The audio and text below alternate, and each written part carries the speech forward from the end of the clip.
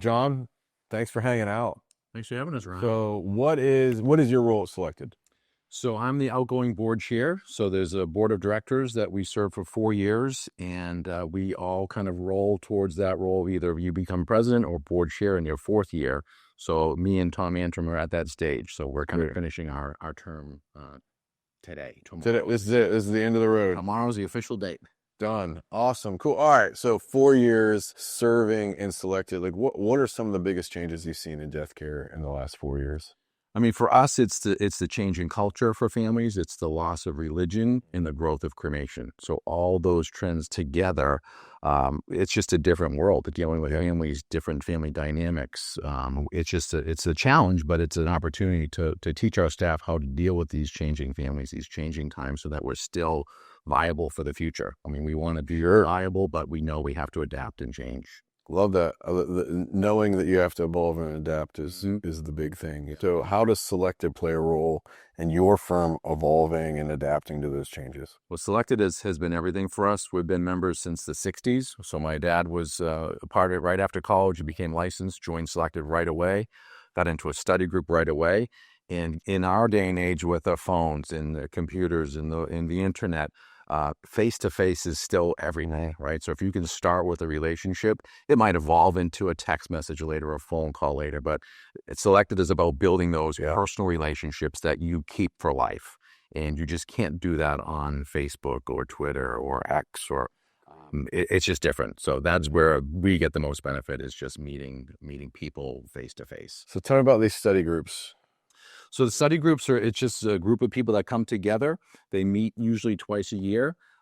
It's usually, some of them are on site at the Selected meeting, and then others are at each other's buildings. So they get to learn about their communities and about their businesses, and they just share best practices.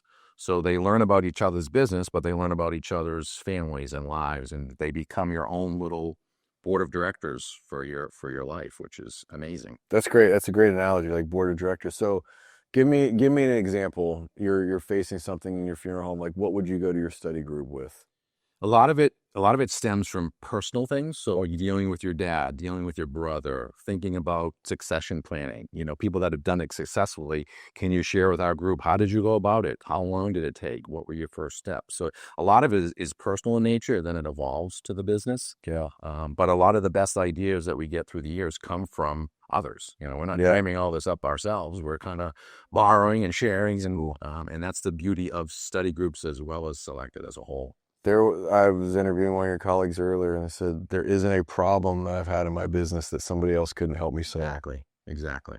It's such a weapon. Yeah. And for us, we're on the East Coast, so our traditions haven't changed as quickly as the rest of the country. So we have a little bit of an advantage. We can talk to someone in California or Florida that has faced this 5 or 10 years ago and really learn from what they've gone through. That's great. That's great. So as a Selected member, obviously you've been a member for a while, your whole family has. What is one of the biggest takeaways you get from your membership? Again, it's the relationships. I mean, we belong to other groups, and it's not so much transactional, but you go in for your content and you leave. But I've always said that Selected is about the relationships. That's the biggest thing we get out of our membership.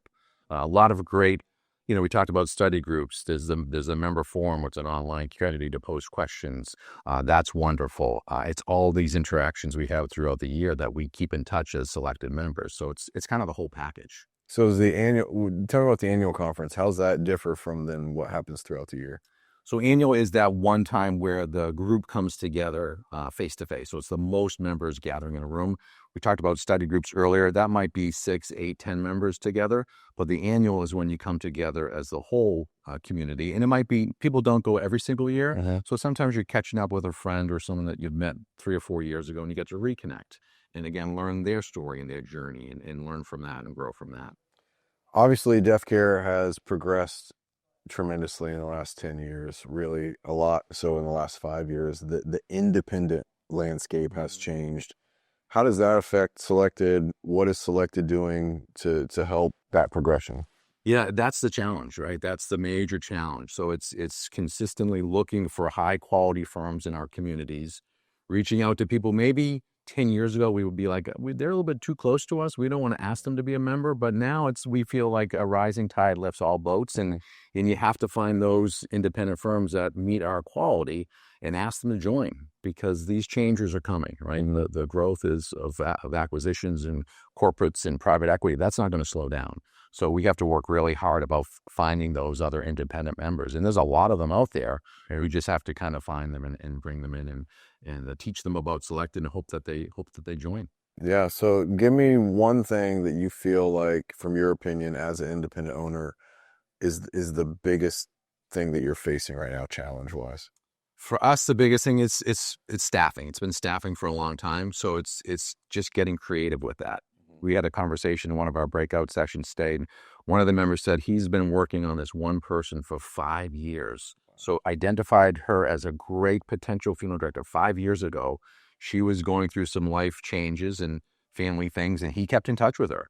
And 5 years later, she's now his best funeral director. Wow. So the staffing requires us to think totally different. Like if you're at a restaurant and you have a waitress and she's phenomenal, ask her name, keep in touch. As where she is stages in life change. You never know when that time is going to be right. So staffing is key for us, but getting more creative about finding those people is that's the answer. We have to continue to do that. That's great. Obviously, selected is a word that's in the title of the association, so not everybody gets in. Right. If a funeral home is not a part of Selected and they're independent, how would they go about becoming a member of Selected? They just go to the website, you sign up with an application, or if they know an existing Selected member, they can reach out to them and the member can help. But you can go right to the website. There's a form right there to apply for membership, and then it just goes through the process where we identify and vet, and the board of directors ultimately chooses whether or not someone is admitted for a membership. Great. So we want to keep our quality there, but there's a definite process. Awesome. Yeah. John, thanks so Ryan, much. great to see you. Thank you so much.